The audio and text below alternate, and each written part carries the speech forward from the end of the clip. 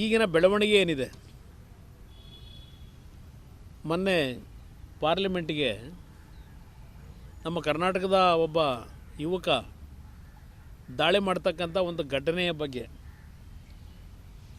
ಇವತ್ತೇನು ಲೋಕಸಭೆ ಮತ್ತು ರಾಜ್ಯಸಭೆ ಇವತ್ತು ಸುಗಮವಾಗಿ ನಡೆಯೋದಕ್ಕೆ ವಿರೋಧ ಪಕ್ಷಗಳು ಸರ್ಕಾರದ ಭದ್ರತೆಯ ವೈಫಲ್ಯಗಳ ಹೆಸರಿನಲ್ಲಿ ಸದನ ನಡೀಲಿಕ್ಕೆ ಬಿಡದೆ ಇವತ್ತೇನು ಎರಡೂ ಸದನದಿಂದ ಲೋಕಸಭೆಯ ರಾಜ್ಯಸಭೆಯ ವಿರೋಧ ಪಕ್ಷದ ಸದಸ್ಯರುಗಳನ್ನು ಹೊರಗಾಕಿರ್ತಕ್ಕಂಥ ವಿಷಯದಲ್ಲಿ ನಾನು ಸಿದ್ದರಾಮಯ್ಯನವರು ಮನೆ ಹೇಳಿಕೆ ಕೊಟ್ಟಿದ್ದು ಗಮನಿಸಿದ್ದೇನೆ. ಒಂದು ಪ್ರಬಲವಾದ ವಿರೋಧ ಪಕ್ಷ ಇರಬೇಕು, ಪ್ರಜಾಪ್ರಭುತ್ವದ ವ್ಯವಸ್ಥೆ ಉಳಿಬೇಕಾದರೆ ಪ್ರಬಲ ವಿರೋಧ ಪಕ್ಷ ಇರಬೇಕು. ಈ ರೀತಿ ಸದಸ್ಯರನ್ನ ಹೊರಗಾಕಿ ಪ್ರಜಾಪ್ರಭುತ್ವದ ವ್ಯವಸ್ಥೆಗೆ ಧಕ್ಕೆ ತರಬಾರ್ದು ಅಂತಕ್ಕಂಥ ಒಂದು ಸಲಹೆ ಕೊಟ್ಟಿದ್ದನ್ನು ಗಮನಿಸಿದೆ. ನಾನು ಸಿದ್ದರಾಮಯ್ಯನವರಿಗೆ, ಮಲ್ಲಿಕಾರ್ಜುನ ಖರ್ಗೆ ಅವ್ರಿಗೂ ಕೇಳಲಿಕ್ಕೆ ಬಯಸ್ತೀನಿ. ಇವತ್ತು ಯಾರೋ ಒಬ್ಬ ಲೋಕಸಭಾ ಸದಸ್ಯರ ಪಾಸನ್ನು ಕೊಟ್ಟಿದ್ದಾರೆ ಅಂತ ಹೇಳಿ ಮೈಸೂರಿನ ಲೋಕಸಭಾ ಸದಸ್ಯರ ಮೇಲೆ ನಿಮ್ಮ ವಾಗ್ದಾಳಿನೂ ಗಮನಿಸಿದ್ದೇನೆ.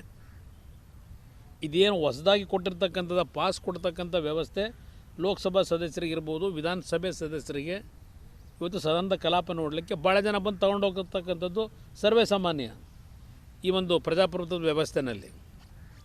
ಏನೋ ಇವರಿಗೆ ಅವನು ಭಯೋತ್ಪಾದನೆ ಮಾಡಲಿಕ್ಕೆ ಪಾಸ್ ತೊಗೊಂಡೋಗ್ತಾನೆ ಅಂತ ಪಾಪ ಇವ್ರಿಗೇನು ಕನಸು ಬೀಳಬೇಕಾ?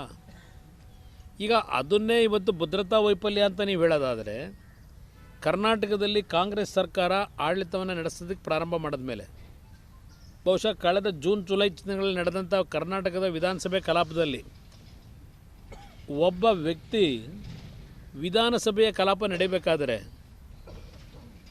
ಶಾಸಕರ ಒಂದು ಆಸನದಲ್ಲಿ 1-1.5 ಗಂಟೆ ಸಭೆಯ ಕಲಾಪದಲ್ಲಿ ಭಾಗವಹಿಸ್ತಾನೆ. ಕರ್ನಾಟಕದ ವಿಧಾನಸಭೆ ಅಧಿವೇಶನ ನಡೀಬೇಕಾದರೆ ಇದೇ ಕಾಂಗ್ರೆಸ್ ಸರ್ಕಾರದಲ್ಲಿ 1-1.5 ಗಂಟೆ ಕೂರ್ತಾನಲ್ಲಿ.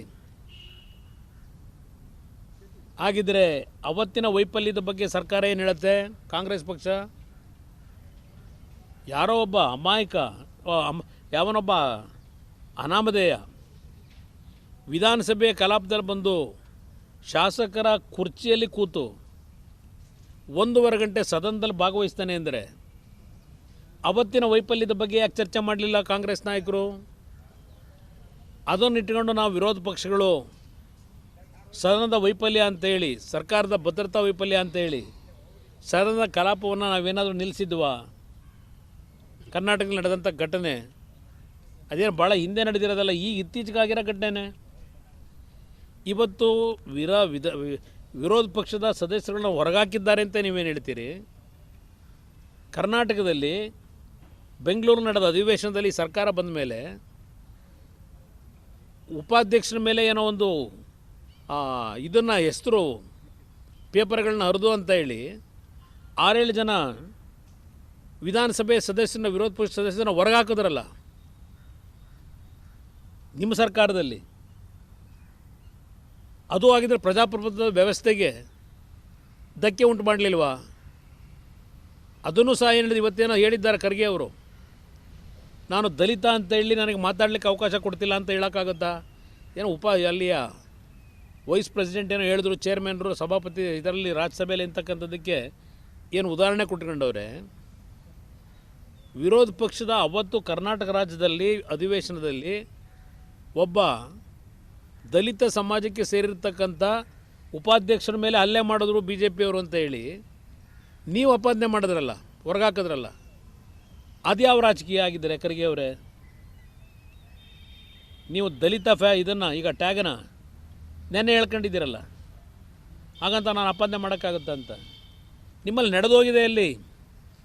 ನೀವು ಎಕ್ಸ್ಪ್ಲನೇಷನ್ ಕೃಷ್ಣ ಬೈರೇಗೌಡರು ಕೊಟ್ಟಿದ್ದೆ. ಅದು ಒಬ್ಬ ದಲಿತ ಉಪಾಧ್ಯಕ್ಷ ಅಂತ ಹೇಳಿ ಹಲ್ಲೆ ಮಾಡಲಿಕ್ಕೆ ಕೊಟ್ಬಿಟ್ರು ಅಂತ ಹೇಳಿದ್ರಿ. ವಿರೋಧ ಪಕ್ಷದ ಶಾಸಕರುಗಳ ಮೇಲೆ ಅಪಾದನೆ ಮಾಡಿದ್ರಿ, ಹೊರಗೆ ಹಾಕಿದ್ರಿ ಅವತ್ತು ಸದನದಿಂದ.